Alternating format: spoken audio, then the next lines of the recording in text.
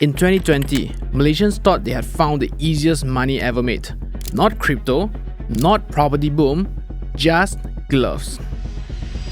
Even your auntie uncle's WhatsApp group chats were all talking about which glove counters still can buy. I mean, Top Glove, is it too expensive? Or what about Supermax? I mean, all of that started when COVID hit and the whole world panicked and hospitals ran out of PPE, needing a high volume of gloves, face masks and protective gear.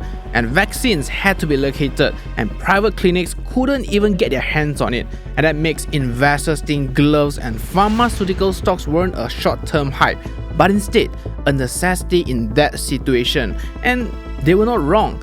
At its peak, Top Glove's market cap even reached 71 billion ringgit and they were ranked as the second largest company on Bursa Malaysia, far surpassing local giants like Public Bank, Tenaga Nasional, Maxis and even CIMB Bank. And yet today, many of these glove and pharma stocks are down 80 to even 95%. And safe to say, many Malaysians still have their money stuck with them, hoping that one day they will be able to break even on their investments. So that begs the question, how did the fastest wealth growth in Malaysian history ironically turn into one of the biggest wealth destruction ever? This is a story of the glove stock frenzy. Before we proceed, I'd like to give a quick shout out to Moomoo for supporting this video. They are a SC Malaysia regulated and licensed platform that lets you trade Malaysia and international stocks. And if you have been following this channel, you know that videos like these take a lot of time to research, especially covering news-driven topics like gloves. So the support features like their 24/7 news feed really helps me a lot. And even if you are not constantly watching the market, you can still see what headlines are driving the stock prices. And on top of that, Moomoo also gives you free level 2 Malaysia market data, which helps you see where bigger players are placing their buy and sell orders. And when things get volatile, having features like take profit and stop loss orders makes it much easier for you to manage your risk without checking the stock all day long. And if you're investing in sectors like gloves, pharma or just any cyclical industry, this kind of visibility will be very useful for you. So feel free to deposit with my exclusive code ZIT11 to get amazing sign-up rewards. Let's go back to where it all started. Not gloves, not the stock market, but something boring yet fundamental to our nation, rubber. Malaysia didn't become a glove giant by accident. We have a gifted advantage where our tropical climate makes rubber easy to grow, and over time, that turned the nation into a rubber powerhouse. And as time goes on, Malaysia built an entire ecosystem with it, from raw latex to rubber processing to glove molds, dipping lines, chemical formulations, and finally, rubber glove products that we exploit globally. And precisely because of that, even before the pandemic, Malaysia was already supplying 60 to 65% of the world's rubber gloves. And that's more than half of the gloves used in hospitals, labs, clinics, or even your house cleaning gloves. And because of this skill, Malaysia became known as the world's largest glove supplier hub. And that dominance naturally shaped up 4 familiar names like Top Glove, Hartalega, Kossan and Supermax.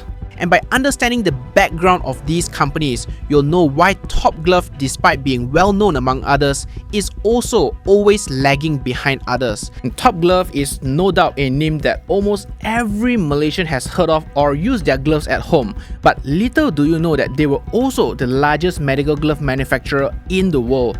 And even before COVID, they can produce about 60 billion pieces of gloves in a year.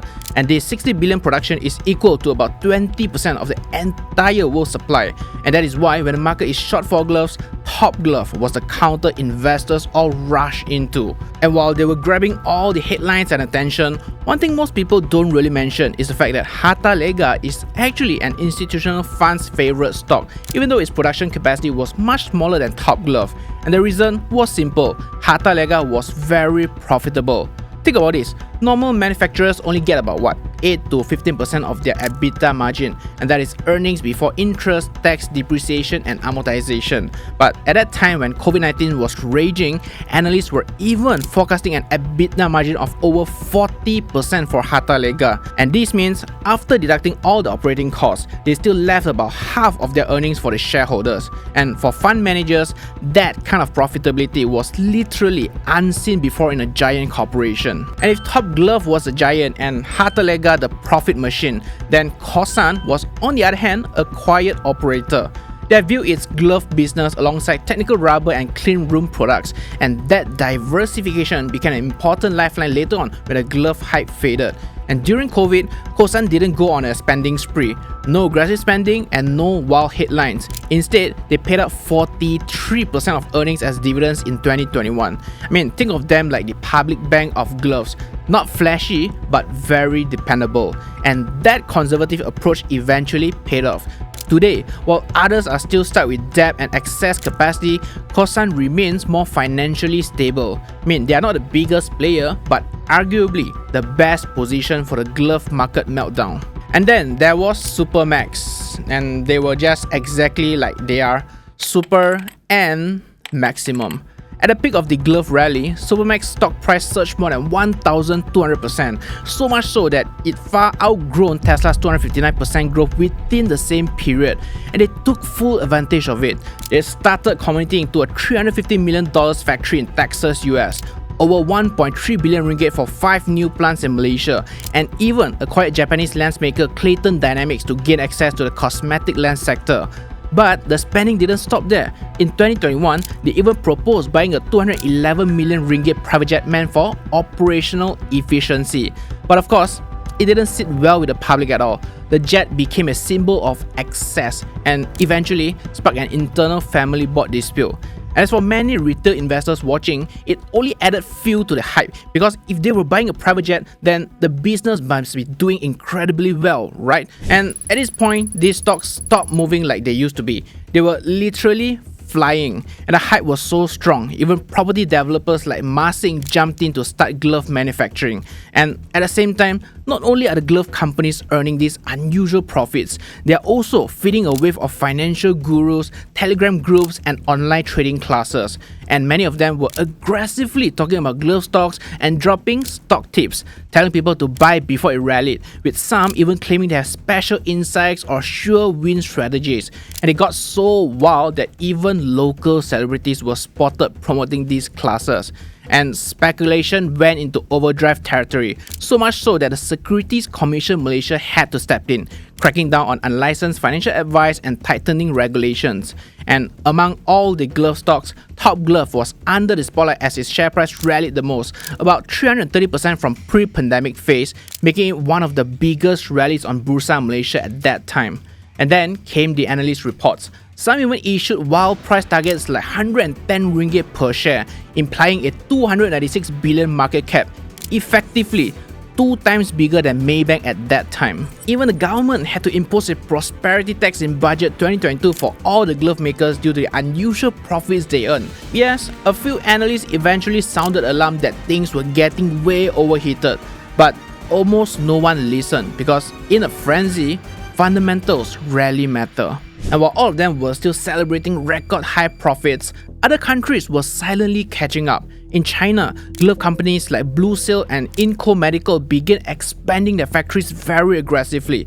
And around the same time, Thai glove makers also started increasing their capacity. And most importantly, they were all selling at a dirt cheap price. And how that was made possible was because many Chinese factories run on coal-powered energy, which is cheaper and also highly automated. So much so that some factories can be run almost without lights, and these are known as dark factories. And with that, Malaysia's dominance in the glove market started to drop from 65% global market share down to around 40%. And buyers naturally turned to cheaper alternatives. And to make things worse, the pandemic was easing and demand for gloves fell sharply, but orders had already been front-loaded. So when supply flooded the market, prices crashed, and the previous cost to ramp up production speed from glove makers started to feel pressure from it. And the final nail in the coffin, the massive investments that they have made during the rally. And suddenly, they now became a burden, and many glove makers couldn't even recover their operating costs. And this is what we call EBITDA. And in simple terms, it means the business is bleeding cash. And when profits disappear, everything cripples, including their share price. And one of the hardest hits was Top Glove. The share price dropped about 40% in just a few weeks, right when dealing with additional issues like factory compliance and labor-related concerns that were unveiled by the reporters.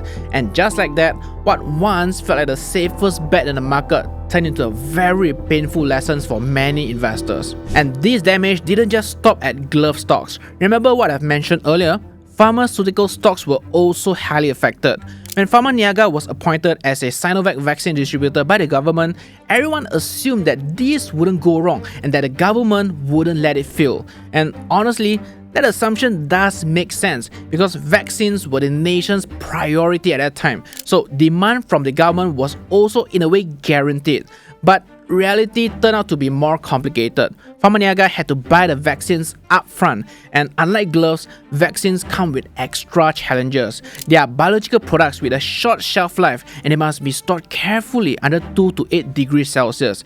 And by all means, if demand slows or policy changes, the vaccines can't just be kept indefinitely. They expire. And Pharmaniaga has over-ordered vaccines as they receive orders from the government, and because of the upfront buying, it piles up its debt. And since there's literally no more demand for the vaccine, eventually the government will not settle the bill on the unused vaccines, and that caused them financial distress and being listed as PN17 status like AirAsia. And that's when investors realize government-linked company or GLC does not mean government will protect them at all costs. And now Pharmaniaga is still restructuring and they are targeting an exit from PN17 by the first quarter of 2026. But let's be honest, rebuilding investor confidence takes a lot of time. So where does that leave glove stocks today? Their market capital was literally wiped off billions, and it's very hard for them to go back to their old glory days because analysts have mentioned Malaysia glove market share has further reduced to 35%. And yes, these stocks are still popular among local retail investors. Like the recent Nipah virus outbreak around the world or US tariffs against China, then all the glove stock will have a short spike for a while, like somewhere near December 2024. But now, the situation is very different from before, and even though institutional funds haven't completely cashed out from all the glove stocks, they are much more careful right now. But one thing is for sure is that it's much difficult for the local glove makers right now due to import tariffs and also the aggressive overseas expansion of Chinese glove makers. But that said, Malaysia is still known for good quality gloves. Some customers still prefer Malaysian products because of quality and reliability. But the profit today are even thinner compared to the pandemic's profits. Well, long story short, the businesses are still alive, but the once-in-a-lifetime profits are all over. And one key takeaway from this story is very simple. Don't chase the trend, because people will always tell you when to buy, but never tell you when to sell. Thanks for watching.